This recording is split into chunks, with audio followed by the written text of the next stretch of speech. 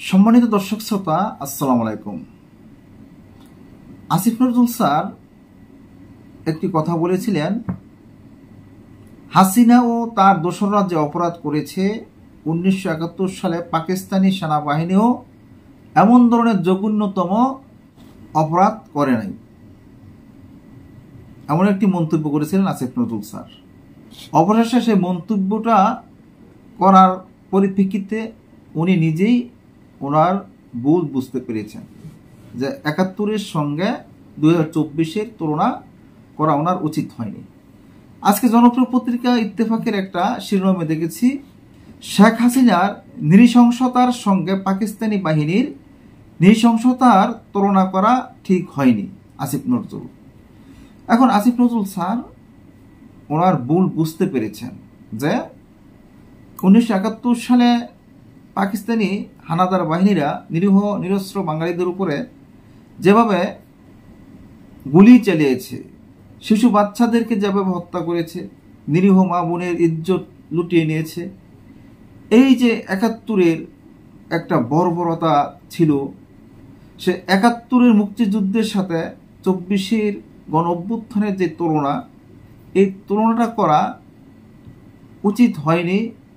এটাই আসিফ নজরুল স্যার বলেছেন যে ওনার ভুল উনি নিজে বুঝতে পেরেছেন। 71-এর সাথে কোনো কিছুর তুলনা করা যাবে না।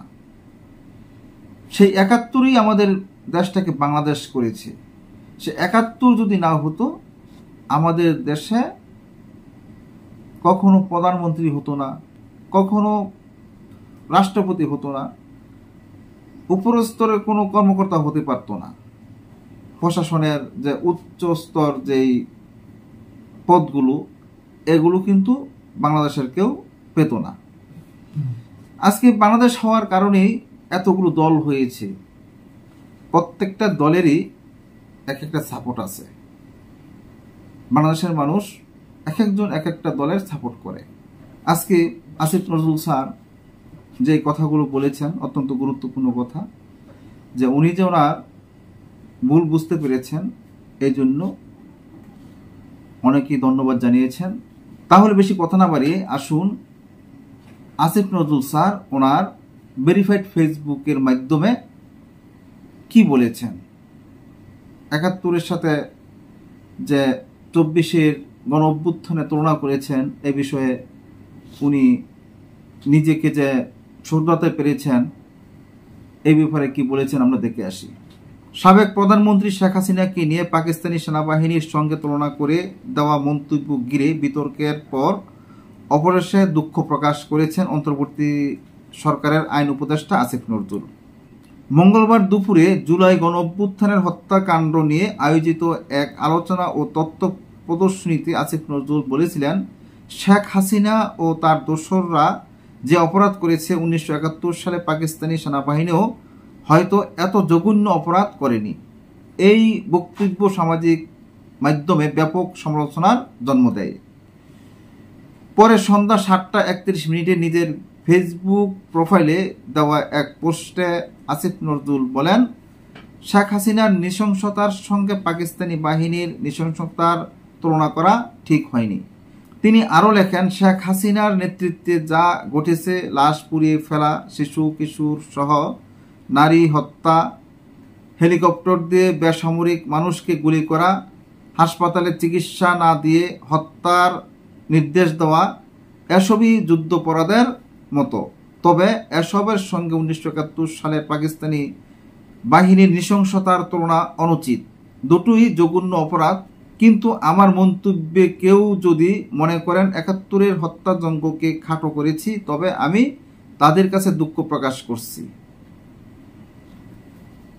আজকে আসিফ নজরুল স্যার উনি যে বক্তব্যটা দিয়েছিলেন যে শেখ হাসিনা যে অপরাধ করেছে, পাকিস্তানি সেনাবাহিনীরাও এমন ধরনের জঘন্যতম অপরাধ করেনি, এই কথাটা উনি বলে আর ঠিক থাকতে পারেনি।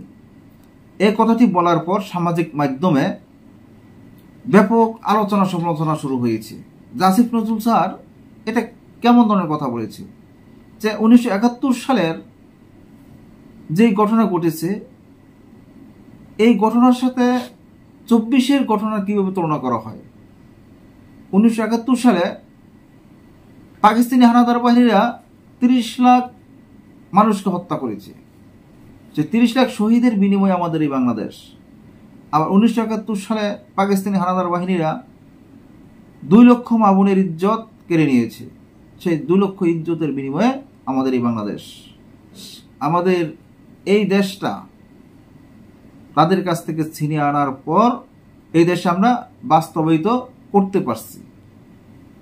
আমাদের যা যেমন ভাবে ইচ্ছা তেমন ভাবে নতুন নতুন দল গঠন করতে পারতাছি, রাজনৈতিক করতে পারি, স্বাধীনভাবে চলাফেরা করতে পারি। আজকে যদি পাকিস্তান থাকতো তাহলে এগুলো করা সম্ভব হতো না। পাকিস্তানের তারা যেভাবে বলতো আমাদের সেভাবেই থাকতে হতো, সেভাবেই চলতে হতো, তাদের গোলাম হয়ে থাকতে হতো। যারা 24-এর গণ অভ্যুত্থানে অপরাধ করেছে তাদের বিচার অবশ্যই সবাই কামনা করে, তাদের বিচার হোক, এটি আমরাও চাই। আজ এই পর্যন্তই। আল্লাহ হাফেজ।